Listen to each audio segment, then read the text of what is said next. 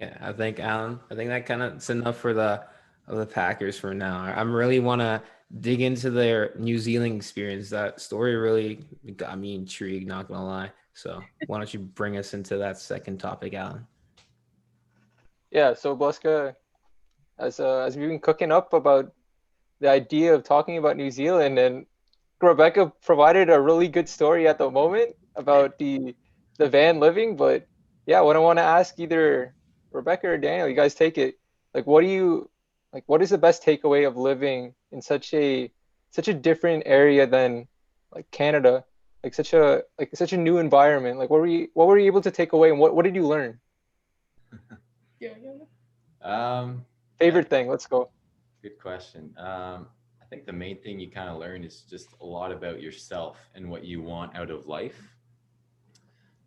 Personally, just going there, you kind of go eyes wide open, thinking, hey, who knows what's going to come of this? Maybe I'll want to stay here forever. Maybe I'll want to travel the world forever and just keep going on all these amazing adventures. And not to say that I don't want to go on some amazing adventures in the future, but it also helps you learn that, for example, myself, I do love where I'm from, and I am comfortable at home, and I do take kind of pride in that and am comfortable there. And so while it was an amazing experience, it also helps you learn like what you want out of life. I wanted to be close to family and friends.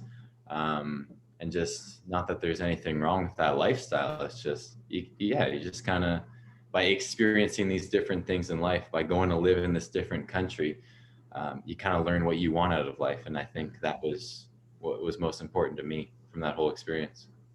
Okay, Rebecca. Um, yeah, I think some like similar along the lines of that. I think too, for me, like going there, Daniel went as a student and I went like supporting him and working as well. And I started working as like a barista. And, after a couple weeks, I quickly realized like how much I missed working in a hospital and like being a nurse. Okay. So for me, it was definitely helped in terms of knowing I'm in the right career of wanting to be a nurse. Thankfully, I did end up getting into a hospital job while I was there. And then as well, just realizing how important family and friends are, especially when you're not just like in the same city, you're literally on the other side of or Yeah. not literally, I don't know, but pretty far on the other side of the world. And making sure to use our time wisely and travel because we knew our time there would come to an end. So every moment we had, every break he had from school, we would try and go on these big road trips that we could around New Zealand and Australia and things like that. Okay. Can I dig out? Do you have anything to add, or can I swoop in? Oh, actually, what I want to add is so New Zealand is such a beautiful landscape, very scenic, and has been the settings for various different like franchises, like The Lord of the Rings and The Hobbit. So I was wondering, sorry, Narnia. Narnia. Okay, The Chronicles but of Narnia. I don't know. I vibe more with the Hobbits, but Okay. What I want to know is like, did you guys ever just like go to those scenic areas and just like reenact like I'm a Hobbit or like I don't I don't know. We're not really like Lord of the Rings people, so we didn't go to. They have like Hobbit Town or whatever it's called. We Ooh. didn't go there. We know people that did, but there was a place called Castle Hill, and that was actually in the Chronicles of Narnia, the big like war scene. Okay. So when his sister actually came to visit us in New Zealand, and I took her there, I definitely reenacted a couple of like the lion roaring scenes, like at the Yeah. top of the top of the rocks and things like that, and fight scenes. But the lion roaring off of rocks. That was Wait, what wait. Can you give us a roar? Oh god. Oh, God. Okay, I was like, roar! That's not really good, but that was my best one. I love it. I love the I love it. energy. I dig it.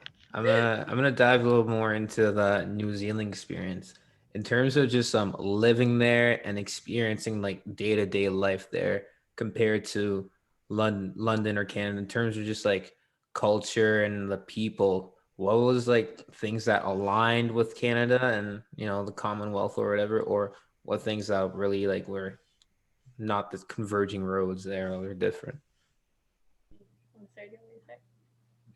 I think I feel like in terms of like everyone says Canada is really nice, like the people are really nice. I think in terms of New Zealand as well, the people there are very nice. Like you could talk to a stranger for directions, things like that, like, and they'd actually be very kind to you. So I feel like that is very similar. The only thing, or like one of the main things I think was different was the pace of New Zealand. Like here in Canada, in London, it's very like go, go, go. You have places to be, you need to be there on time.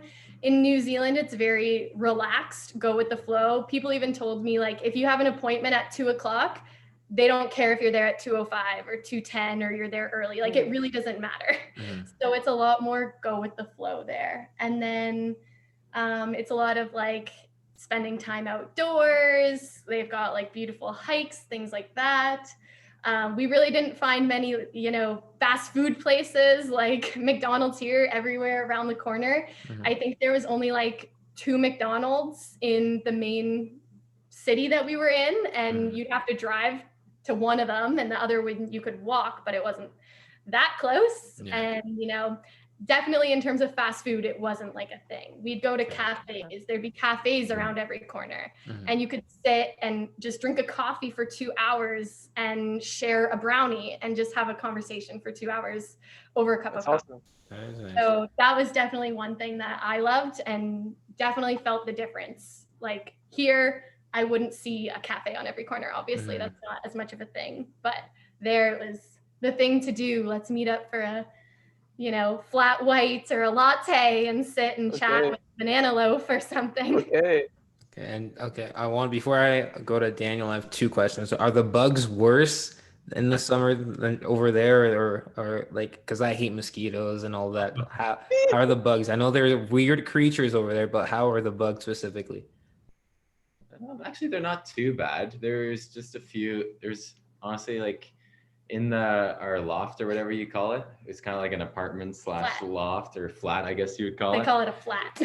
There's like these weird, creepy crawly bugs that just moved really fast. They were small, but they moved so fast. It was so it give you the heebie-jeebies. They almost were like earwigs. Yeah, they're kind of like earwigs. Wait, how big? Fast earwigs. I want to say like an inch. Yeah, just like an inch, but still, they move so fast. By the time you get a Kleenex, they're gone. Yeah, and they would be like in our light fixtures.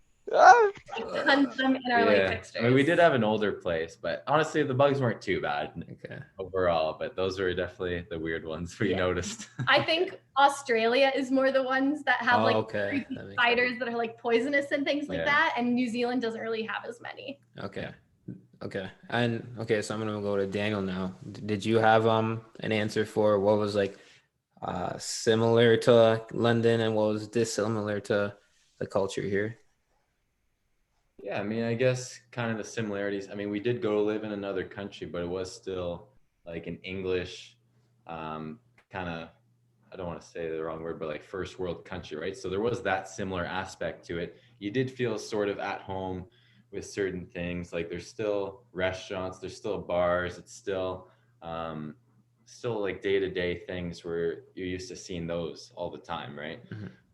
One of the big differences or things I had trouble with was like the accent that people had there, trying to understand some of their expressions and some of the words they say. I'm like, please, because I swear to God, sometimes I had to have them repeat things like 5 times just because I couldn't understand what they were saying. They speak so quickly, and with their accent, it's a bad combo. So and they have different words for things. Yeah. So they might like you've never heard like the term togs before. You don't know what togs are, and then they're using it in a sentence, and you're like mixed with the accent and not even knowing what togs are. Yeah. I'm lost. Yeah. I feel like me and Alan, at least I feel like Alan's for sure would be the kind of guy that just like keep nodding with the togs and never ask what it is and just like pretend. Fake it till you make it. Just pretend. But like, what is a tog? Yeah, what is a tog? Our bathing suits. Like swim trunks or togs. Yo, abbreviation of some sort, like tog. No, like TOG. S, togs. Just the Like word it's they just a have. word. Interesting. Yeah, Interesting. Okay. T dogs. togs. Yeah. Other known as episode title. Togs. Togs. Togs. That is that right there. Dogs? Question mark? Alan, you got anything else? Yeah, no, what I want to know about New Zealand is just, it's just like, Rekka, you talked about how it's such a slower pace. And do you think that's something that like people should feel more like as like a society? Is it better to live in a society where everything isn't fast paced, where everyone is like a little bit more relaxed? Like, is it like, Yeah. yeah. I think so. Like to always feel like there's somewhere you need to be at all times. Like, what else should I be doing right now? Or like, I need to be at this place by this time because then I have to go to this other place at this time. It definitely always keeps you, I don't know, at least for me, I always feel almost like on edge. Like, I always need to be getting somewhere. I'm driving and I might even be on time, but I feel like I need to be, you know, like weaving in and out of traffic, or like I need to be going like that max speed limit.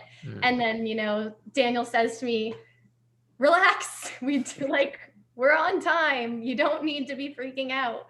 But it's hard to get out of that mindset of like, I need to just be go, go, go. Even when I'm walking, I walk very fast. I tell people it's because I walk with a purpose, but like it's hard to get out of that mindset of like, I need to get where I'm going every single time as fast as I possibly can. So to be there and in New Zealand and just not have that like pressure from other people thinking that way and not having that pressure on myself, it was really nice to just be like, chill. Okay. That's definitely true.